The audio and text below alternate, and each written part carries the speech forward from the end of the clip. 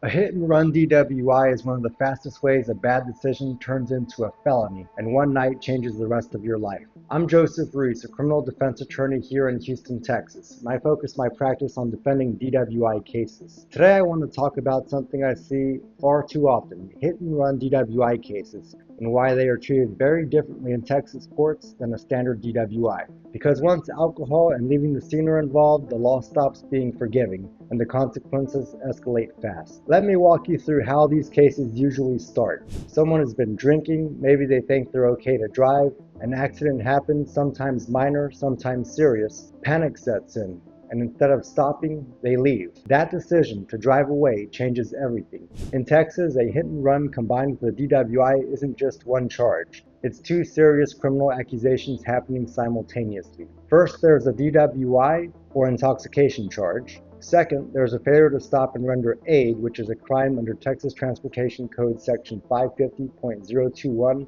through 550.024. Texas law requires drivers to stop immediately, exchange information, help anyone who's injured, and report the crash when there's injury, death, or significant damage. When that doesn't happen, prosecutors treat it as fleeing responsibility, not a mistake. And that's where things escalate. If the accident only involves property damage, leaving the scene might start as a misdemeanor failure to stop and give information. But once there's an injury, it can become a third-degree felony. If someone dies, it can be charged as a second-degree felony, with the possibility of long-term prison time. Now let's talk about how this changes the court process. These cases are more complex because prosecutors don't just need to prove intoxication, they're also building a case around identity and intent. Often the driver isn't caught at the scene. Police rely on surveillance footage, license plate readers, witness statements, and vehicle damage analysis. Your car becomes evidence. Your timeline becomes evidence. Even what you do matters. Because fleeing the scene looks bad to a jury, prosecutors are usually less willing to offer plea deals. Jail time becomes more likely. Probation becomes harder to negotiate.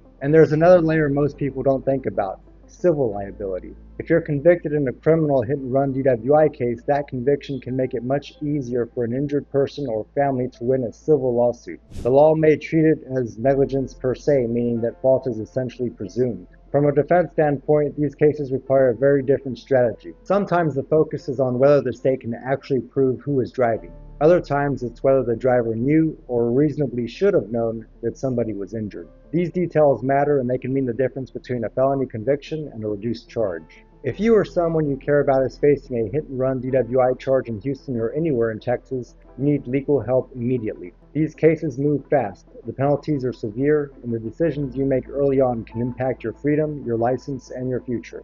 I'm Joseph Ruiz, and my job is to step in early, protect your rights, and fight back against charges that can follow you for life. If you're dealing with a hit-and-run DWI, don't wait. Reach out for a confidential consultation and get answers before the court decides your future for you.